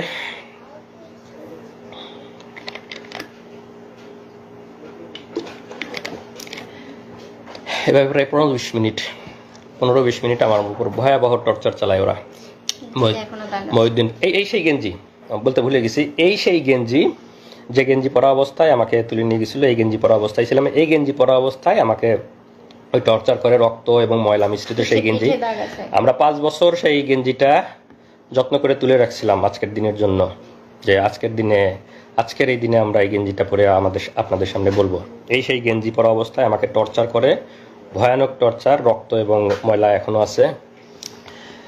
টর্চার করার পরে পরের দিন সকালে আমাকে থানায় পাঠাবে। আমার নামে এর আগে কোনো মামলা নাই, কোনো রিপোর্ট নাই, কোনো মামলা নাই। এখন তো আমাকে থানায় দিতে গেলে একটা মিথ্যা মামলা দিতে হবে। তখন পরের দিন সকালে ওরা একটা ভুয়া ডিজিটাল নিরাপত্তা, আপনারা জানেন যে ডিজিটাল নিরাপত্তা আইনের অবস্থা, আমরা সবাই এই আইনের যে মানে কালো দিক, সেদিকের মানে শিকার মানবাধিকার কর্মীরা, সাংবাদিকরা, আমরা যারা বাক স্বাধীনতায় বিশেষ করে আমরা সবাই শিকার। তা আমার নামে ভুয়া ডিজিটাল নিরাপত্তা আইনে একটা মামলা দেয়। মামলা দিয়ে সকালে আমাকে থানায় পাঠাবে। থানায় পাঠানোর আগে আমার তো এই ড্রেসটার অবস্থা খুবই খারাপ, রক্ত ময়লা সব কিছু ভর্তি। তো এইটা করে যখন আমি থানায় যাব, থানা থেকে যখন কোর্টে উঠবো, তখন তো সবাই দেখবে আমার অবস্থা। তখন ওরা করে কি, আমার যেহেতু লাগেজ ওদের কাছেই, আমাকে এয়ারপোর্ট থেকে তুলে নিয়ে গেছে, লাগেজ তো ওদের কাছেই, লাগেজে আমার জামা কাপড় আছে, লাগেজ থেকে অন্য একটা গেঞ্জি নিয়ে আসলো। অন্য একটা গেঞ্জি নিয়ে এসে আমাকে বললো যে এটা চেঞ্জ কর। এটা খুলে আমাকে ফ্রেশ যে একটা গেঞ্জি, সেই একটা গেঞ্জি পরতে দিল, এই গেঞ্জিটা পর। তো আমার মানে হাত পায়ের আমার ওঠার মতো অবস্থা নাই, কোনো মতে ওরাই পরাই দিল। আমি কোনো মতো করে পরে গেঞ্জিটা চেঞ্জ করে এই গেঞ্জিটা আমার লাগেজে, মানে ভাগ্যে সেই গেঞ্জিটা ওরা আমার লাগেজে দিয়ে রাখছিল, ওই এটাই করে লাগেজেই ফেলে দিয়ে রাখছে। পরবর্তীতে তো আমি জেল থেকে বের হওয়ার পরে যখন লাগেজ নিয়েছি, তখন আসলে এই গেঞ্জিটা আবার পাইছি। আমাকে ফ্রেশ একটা গেঞ্জি পরায়ে আমাকে থানায় পাঠায় দেয়। থানায় পাঠায় দিয়ে সেখানে যেটা বললাম যে আমার নামে মিথ্যা ডিজিটাল নিরাপত্তা আইনে মিথ্যা মামলা দেয়। মামলা দেওয়ার পরে আমি তো থানায় এসে, দিকে তো আমার পরিবার খোঁজাখুঁজি করতেছে, যে সংবাদ সম্মেলন ওরা মানে দেখতে পাইছে যে আমাকে মানে গ্রেপ্তার দেখাইছে, কিন্তু এখনো ওদের সাথে আমার দেখা হয় নাই। আমি তো বুঝতে পারতেছি না যে আমাকে গ্রেপ্তার মানে পেপার পত্রিকায় মিডিয়া, কারণ আমি তো আমার জগতে। তো এই পর্যায়ে ওরাও খোঁজাখুঁজি করতেছে। তো এখন ও একটু সংক্ষেপে বলুক যে ওদের থানায় আসার পরের অভিজ্ঞতা। তার আমার কথা শেষ হয়েছিল যে আমার থেকে টাকা নিল, টাকা নেওয়ার পর তারা কনফার্ম করলো যে টাকা পেয়েছি, একটু পরে ছেড়ে দিব। তো আমরা ওয়েট করছি, আর কোনো খবর নাই। এরপরে যখন অনেক বেশি ভাইরাল হলো, তারপর হচ্ছে মানে আমার কাছে ওই যে আমার হাজবেন্ড বললো না যে যারা গার্ড দিচ্ছিল তাদেরকে অনেক রিকোয়েস্ট করছে, তো সেখানকার একজন আমাকে কল দিয়ে বলছে যে আমি আপনার হাজবেন্ডের ব্যাপারে জানি, উনি ভালো আছে, উনি মারা যায় নাই, উনি ঠিক আছে, আপনারা চিন্তা করিয়েন না। তো আপনারা যে এত একদম মানে ভাইরাল করে ফেলতেছেন, ম্যাসাকার করতেছেন, এই সেই করতেছেন, এগুলা কইরেন না, যত করবেন তত ক্ষতি হবে, এরকম করে আমাকে বলছে। তো তারপর আমি বললাম আমাকে তো কিডন্যাপের কথা বলে টাকা নিছে, তো এগুলা কারা তাহলে? পরে বলে তাই নাকি, টাকা নিছে, আপনারা টাকা দিছেন কেন? তারপরে আমি বললাম আমি তো জানি না, আমাকে বলছে কিডন্যাপ করছি, টাকা দেন, টাকা দিছি, কিন্তু তাকে আর ফিরিয়েও দেয় নাই এবং ফোন নাম্বারও বন্ধ। তখন সেই পুলিশ অফিসার বলছে না, কিডন্যাপ করা হয় না, সে ডিবির হেফাজতে আছে এবং তাকে সম্ভবত অ্যারেস্ট দেখানো হতে পারে 2-1 দিন পরে। আপনারা যারা লাইভটা দেখতেছেন একটু শেয়ার করেন, যাতে বাকি সবাই আসলে যে ফ্যাসিবাদ এবং গুম এরা যে কতটা ভয়াবহ সবাই যেন জানতে পারে, হাসিনার ফ্যাসিবাদের শাসন এবং হাসিনার গুম নিয়ে সবাই যেন জানতে পারে। আপনারা সবাই লাইভটা একটু শেয়ার করে দিন যাতে সবার কাছে এই ইনফরমেশনগুলো পৌঁছায় যায়। তো মানে ওই পুলিশটা আমাকে ফোন দিয়েছিল হলো দুপুর 11:30 থেকে 12টার এদিকে। তো আমাদের অবস্থাটা এমন ছিল, আমরা কাউকে বিশ্বাস করতে পারছি না তখন, কারণ কিডন্যাপের কথা বলে টাকা নিল, আবার পুলিশ ফোন করে আমাকে বলতেছে যে আপনারা এত ভাইরাল কেন করতেছেন। তো তখন আমাদের মনে হচ্ছে যে ওরা আমাদেরকে বাধা দেওয়ার জন্য হয়তো বা মিথ্যা কথা বলতেছে, আমাদের মনের ভেতরে সেই ধুকপুকুনি কমে নাই। তারপরে যাই হোক সারাদিন চলে গেল। বিকাল 3টা মানে 2:45 থেকে 3টা এর মধ্যে হচ্ছে আমার ভাসুর, আমার যারা যারা ঢাকায় ছিল, আমার ভাসুর আমাকে ফোন দিয়ে বলল যে সংবাদ সম্মেলন করে ওরা তো মনিকে অ্যারেস্ট দেখাইছে। তো ইয়েতে কি রেলওয়ে থানায় অ্যারেস্ট দেখাইছে। আর আমরা হচ্ছে তার করছিলাম, জিডি করছিলাম, হচ্ছে দক্ষিণ খান থানায়। তো রেলওয়ে থানায় অ্যারেস্ট দেখাইছে। আমার ভাসুরা সাথে সাথে সেখানে গেছে, যে তার সাথে দেখা করতে চাইছে, বলছে যে না এখন দেখা করা যাবে না এরকম। তো তখন আমার ভাসুর আমাকে বললো যে তুমি এখনই রওনা দাও, হয়তো তোমাকে দেখা করতে দিবে, তুমি সাফওয়ানকে নিয়ে এখনই চলে আসো। তখন আমি আমার ট্রেন ছিল আমার ইসলামপুরে জামালপুরে, তখন ট্রেন ছিল 3:30, আমি সেই ট্রেনে তখনই রওনা দিই আমার বাচ্চাটাকে নিয়ে। তো এর মধ্যে যে 3টা দিন গেছে, এই 3 দিনে আমি শুধু একটু পানি খেয়েছিলাম, এবং আমার বাচ্চাটা তখন কোথায় যাচ্ছে কি খাচ্ছে আমি কিছুই জানি না। তো সেই অবস্থায় আমি আমার ছোট বাচ্চাটাকে নিয়ে আমি আমার দুলাভাইয়ের সাথে করে ট্রেনে যাচ্ছি। তারপর আমরা মানে 8:30টার দিকে ঢাকায় পৌঁছলাম। পৌঁছেই হচ্ছে আমি আমার ভাসুরকে কল দিলাম যে কোথায় আসবো। তো পরে বললো যে থানায় আসার আগে থানায় আসো, আর হচ্ছে অফিসারের নাম্বার দিল যে আগে এনাকে ফোন করো যে দেখা করতে দিবে কিনা, এত দূর থেকে আসছো, যদি দেখা করতে না দেয় শুধু শুধু আসে কষ্ট করা লাগবে, আগে কল দিয়ে কথা বলে নাও। তো কল দিলাম, তখন ওনারা বললো যে না রাত্রেবেলা আমরা কাউকে দেখা করতে দেই না, আমাদের অফিসাররা রাতে থাকে না, তো অনুমতি ছাড়া দেখা করা যাবে না, আপনারা কালকে সকালে আসবেন, সকালে তাকে কোর্টে নেওয়া হবে তখন আসবেন। তো আমি তো 3-4 দিনের এই ধকল, তার মধ্যে বাচ্চাটা নিয়ে আত্মীয়র বাসায় উঠেছি। আমার বাচ্চাটার অযত্নে ওর মানে পেটে গ্যাস হচ্ছে, মানে ওর প্যান্ট নষ্ট হচ্ছে, এরকম অবস্থা। তারপরে মানে যাই হোক আমার তখন ফিলিংসটা এমন ছিল যে আল্লাহ, পাওয়া তো গেছে, সে তো বেঁচে আছে, এটাই আলহামদুলিল্লাহ। হ্যাঁ, তখন এরকমই ছিল, আমার খালি মনে হচ্ছে কখন সকাল হবে, আমি কখন দেখতে যাব। তারপর সকালবেলা আসলাম। তো আসার পরে হচ্ছে 10:30টার দিকে আমি রেলওয়ে থানার সামনে আমার ছোট বাচ্চাকে নিয়ে, আমার ভাসুররা ছিল কোর্টে, মানে আমাদের কথা ছিল এমন যে যদি কোর্টে নিয়ে যায় যেন ওনারা দেখতে পায়, আবার থানায় থাকলে যেন আমি মানে যে কেউ একজন যেন দেখতে পারি, যে কেউ। তো ওনারা ওখানে ছিল, আর আমি আমার দুলাভাই সহ বাচ্চা সহ আমরা হচ্ছে রেলওয়ে থানার সামনে দাঁড়ায় আছি। আমরা হচ্ছে বারবার জিজ্ঞেস করতেছি, আমাকে তো কিছু বলতেছে না যে আছে কি না আসলে, বা এই সে কিছুই বলতেছে না। তো তখন আমার শ্বশুরবাড়ি যেহেতু পাবনা, আমার শাহজাদপুর পাবনার কাছাকাছি এক এলাকার একটা পুলিশ ছিল, উনি আমাকে বলল যে আপনারা অপেক্ষা করেন, আছে উনি এখানে, কিছুক্ষণ পর বের করা হবে। তো সকাল 10:30 থেকে 12:30 পর্যন্ত রোদের মধ্যে দাঁড়াই ছিলাম। আমাদেরকে থানায় ঢুকতে দেয় নাই, ওখানে কোনো বসার জায়গা ছিল না, এবং ওখানে যেহেতু স্টেশন, চাইলে আমরা যেয়ে বসতে পারতাম। আমাদের কাছে মনে হয়েছে যে 1 মিনিটও এখান থেকে নড়বো না, যদি এর মধ্যে নিয়ে যায়, আমরা কোথাও গেলাম তখন যদি নিয়ে যায়। আমার বাচ্চা তখন হচ্ছে মানে 2-2.5 বছর বয়স, মানে ওর খাওয়া ঘুম সবকিছু উল্টাপাল্টা হয়ে যাচ্ছে। তো যাই হোক তারপরে তাকে 12:30টার দিকে হচ্ছে বের করলো। যখন বের করলো দেখি যে তার 2 হাত বাঁধা, এবং মানে এই যে আপনারা দেখছেন আসিফ মাহতাব স্যারকে যেভাবে বেঁধে বের করছে কোর্টে, সেভাবে তাকে বেঁধে বের করছে। আমি দৌড়ে চলে গেছি, দৌড়ে গিয়ে তাকে জড়ায় ধরে খালি আলহামদুলিল্লাহ বলছে, আর বলছি যে তুমি একটুও চিন্তা করো না, সব ঠিক হয়ে যাবে। হ্যাঁ, আমি কাঁদি নাই, আমি তাকে সাহস দিচ্ছি, আমি বলছি যে সব ঠিক হয়ে যাবে ইনশাল্লাহ, তুমি একটুও চিন্তা করো না। ও আমাদেরকে দেখে অবাক হয়ে গেছে যে আমরা কিভাবে জানলাম, কিভাবে এখানে আসলাম।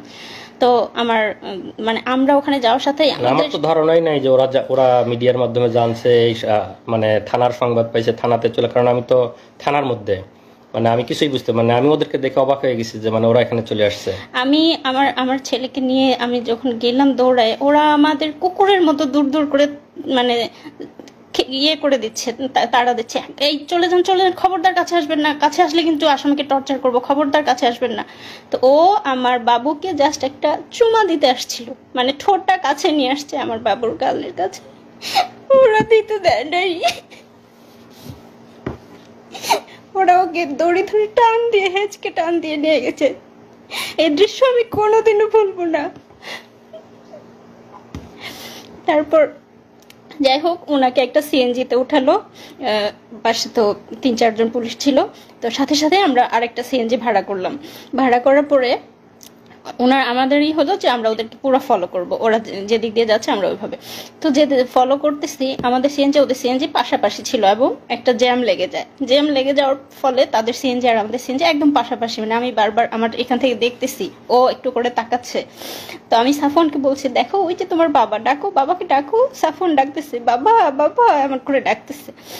পুলিশ কতটা হিংস্র, কতটা খারাপ, সে সিএনজি থেকে বের হয়ে এসে, আমাদের সিএনজিওয়ালা একটু বয়স্ক ছিল, আমাদের সিএনজিওয়ালাকে লাথি মেরে বলতেছে যা তাড়াতাড়ি এখান থেকে, মানে আমাদের সিএনজি ওখানে দাঁড়াতে দিচ্ছে না।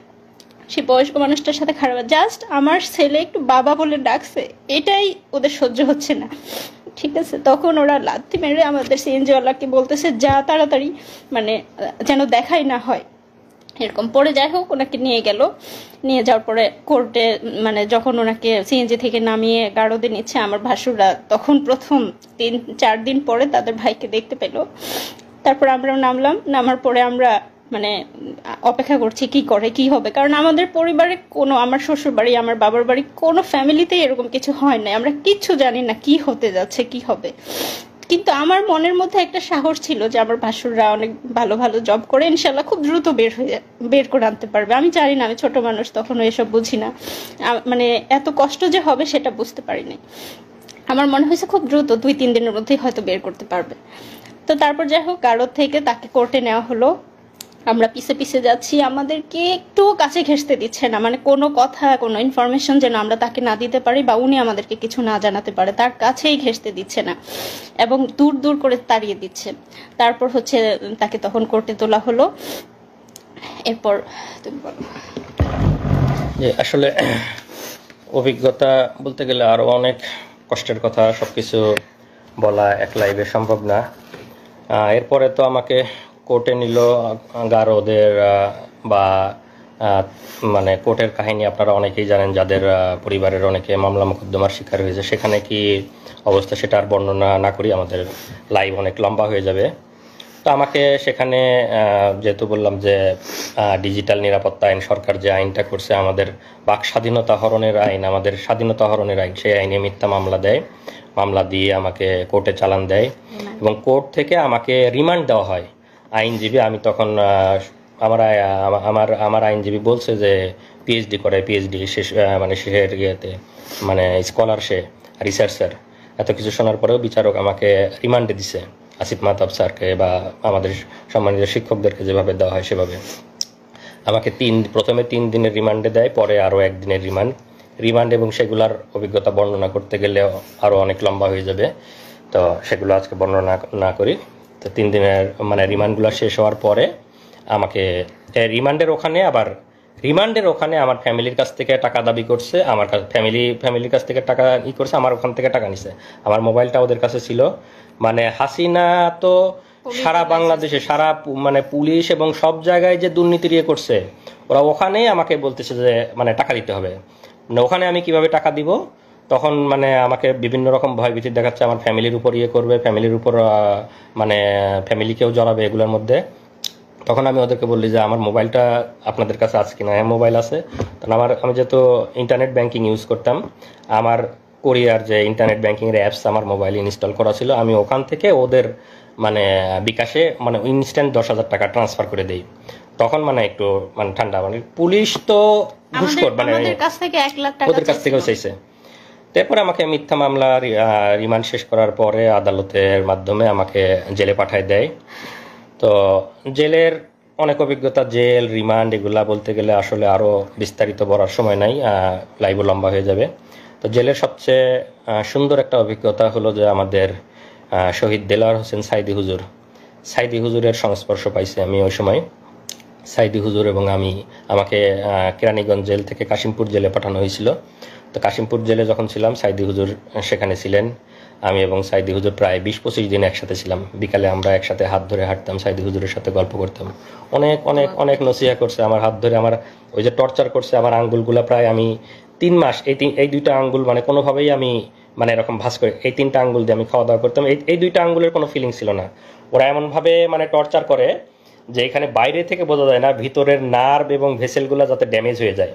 তো এই কারণে চাপ দেওয়ার ফলে হাত এবং পায়ের নার্ভগুলো কাজ করে না। বাইরে থেকে দেখে মনে হবে যে হালকা একটু দাগ বা এর মতো, কিন্তু ভিতরের নার্ভ মানে ড্যামেজ হয়ে যায়। এই কারণে দেখা যায় যে এদিকের সাপ্লাইগুলো বন্ধ হয়ে যায়।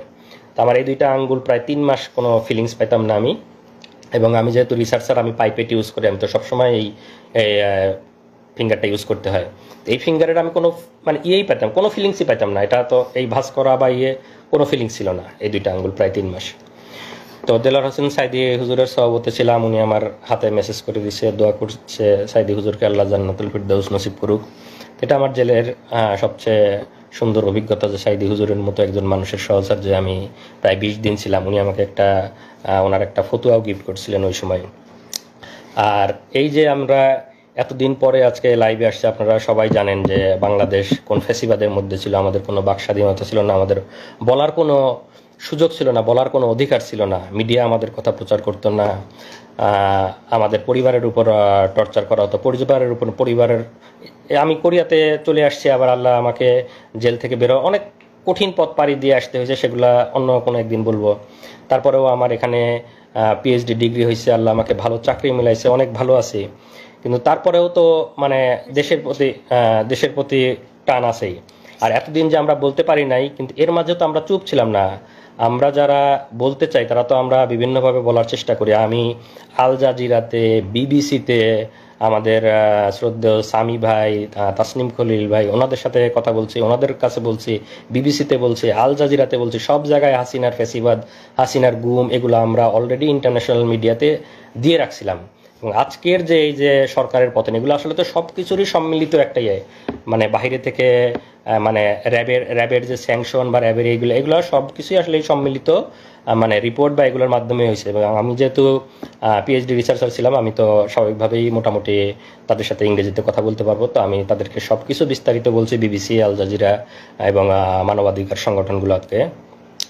তো আসলে শেষ কথা এটাই যে আমরা যারা প্রবাসে আছি সবাই দেশকে ভালোবাসে, স্বাভাবিকভাবে আমিও ভালোবাসি, দেশকে অনেক ভালোবাসি। দেশকে ভালোবাসি জন্যই পিএইচডি শেষ করে ইচ্ছা ছিল দেশে ফিরে যাব, দেশে থাকব, দেশের জন্য কাজ করব। সেই আশা আকাঙ্ক্ষা নিয়েই গেছি এবং নিজের যোগ্যতা বলে ইচ্ছা ছিল ইউনিভার্সিটিতে জয়েন করব। ইউনিভার্সিটিতে জয়েন করার চেষ্টা করেছি, কিন্তু আমাদের যেহেতু মেধাকে মূল্যায়ন করা হয় না, স্বাভাবিকভাবেই আমাকেও মূল্যায়ন করা হয় নাই। আমাকে দেশের জন্য কাজ করতে গিয়ে আমাকে আসামি হয়ে দেশ থেকে ফিরে আসতে হয়েছে। তো আমরা সেই কষ্ট নিয়েই এখনও আছি। শত কষ্টের পরেও আমরা আজকে আলহামদুলিল্লাহ বলি যে আমাদের শত জুলুম নির্যাতনের পরে আল্লাহ আমাদেরকে মুক্তি দিয়েছে, ফ্যাসিবাদ থেকে মুক্তি দিয়েছে, জালিমের শাসন থেকে মুক্তি দিয়েছে। এবং আজকে আমান, আজমি, আরমান ভাইরা ফিরে আসছে আয়নাঘর থেকে, এটা দেখে আমরা কান্না করতেছি। আমি, আমার স্ত্রী, আমরা কান্না করতেছি যে আমরা 3 দিন গুমে আমাদের কি অবস্থা ছিল, মনের অবস্থা।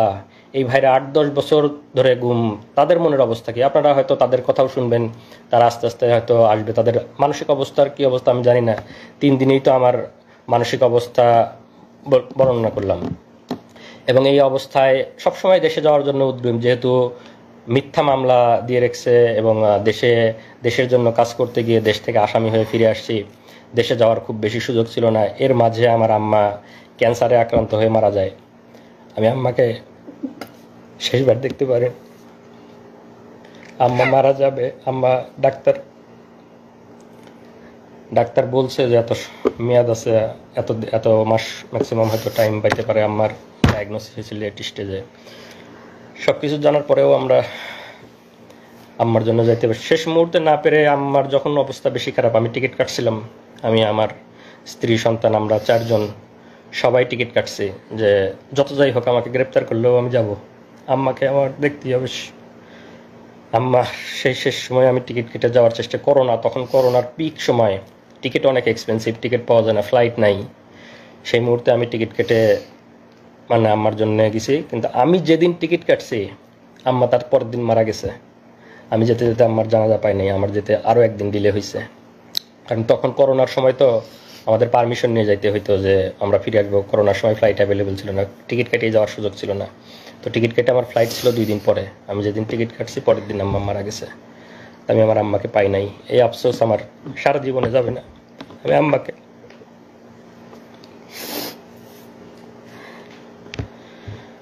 আপনারা আমার জন্য আমাদের জন্য দোয়া করবেন। যারা যারা হাসিনার জালিম হাসিনার ফ্যাসিবাদের কবলে আছেন সবার জন্য আমাদের দোয়া থাকবে, এবং যারা যারা আজকে আয়নাঘর থেকে ফিরে আসতেছেন তাদের জন্য দোয়া থাকবে। এবং আমরা আবার ফিরে আসতে চাই, শত নির্যাতনের পরেও আমরা চাই আমরা দেশে ফিরে আসব, দেশের জন্য কাজ করব, নতুন দেশ গঠনে আমরা সবাই একসাথে ঐক্যবদ্ধভাবে কাজ করব, এবং আমাদের নতুন বাংলাদেশ হবে সুজলা সুফলা, এবং যেখানে কোনো দুর্নীতি থাকবে না, যেখানে কোনো ফ্যাসিবাদ থাকবে না।